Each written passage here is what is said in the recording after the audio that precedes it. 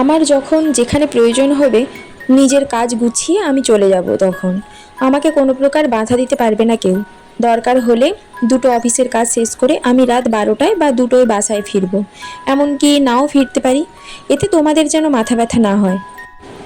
একদম এই কথাগুলি বলে কোনো দিকে না তাকিয়ে দ্রুত পায়ে বাসা থেকে বের হয়ে যায় আবির। আলী আহমেদ খান কয়েক মুহূর্ত দাঁড়িয়ে কোনো কথা না বলে রুমের দিকে হাঁটা দেন। পিনপতন নীরবতা বাড়িতে। সোফায় বসে আছেন মোজাম্মেল খান। কাছেই তিন যা একজন আরেকজনের দিকে তাকাচ্ছে বারবার।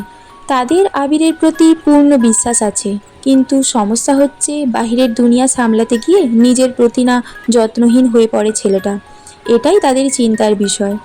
নিচে উপস্থিত মানুষগুলোর মধ্যে চিন্তার ছাপ দেখা গেলেও উপরে দাঁড়িয়ে এক প্রকার বিনোদন উপভোগ করছিল মেঘ। যেই বড় আব্বুর কথার ওপর কারো কথা চলে না, আজ ওনার সাথে টক্কর দেওয়ার মানুষ এসেছে। বাবা ছেলে কি শর্তটাই না দিচ্ছে, যেমন বাবা তেমন ছেলে, এসব ভেবেই হাসি পাচ্ছে মেঘের।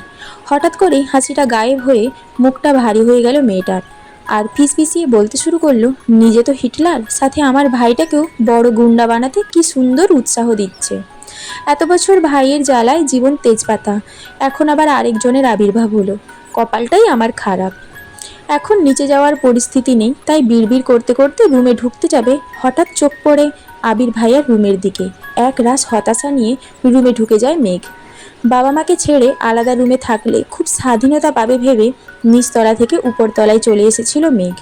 আবির ভাই বিদেশ যাওয়াতে কোনো চিন্তাই ছিল না, কিন্তু মেঘ আসার 15 দিনের মাথায় তানভীর ও মেঘের পাশের রুমে চলে আসে জিনিসপত্র নিয়ে। সিঁড়ি দিয়ে সোজা উঠতেই তানভীরের রুম, বোনকে পাহারা দিতেই মূলত এই রুমে আসা। তানভীর যতক্ষণ রুমে থাকে ততক্ষণ নিজের রুমের দরজাটা খুলে রাখে।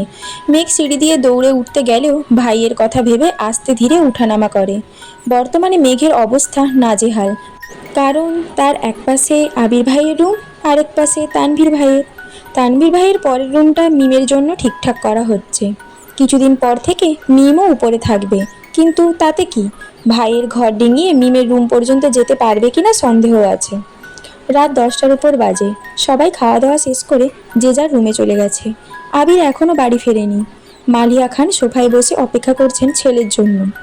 10-15 মিনিট পর বাড়িতে ঢুকলেন আবির আর তানভীর। মাকে বসে থাকতে দেখে কিছুটা রাগান্বিত হলো ছেলে।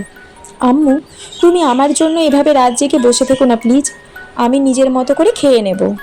বড় আম্মুর কথা শুনে সশব্দে হেসে উঠে তানভীর। আবির ঘাড় ঘুরিয়ে তাকায় তানভীরের দিকে। সঙ্গে সঙ্গে তানভীর হাসি থামিয়ে নিঃশব্দে হাসছে সে।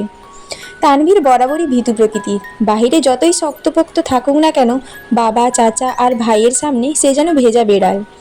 এতদিন যত কাজই থাকতো, ছেলেটা 8টা থেকে 9টার মধ্যে বাড়ি এসে সবার সাথে খেতে বসতো। কিন্তু আবির ভাই ফেরাতে টাইম শিডিউলে কিছুটা পরিবর্তন হয়েছে ছেলেটার।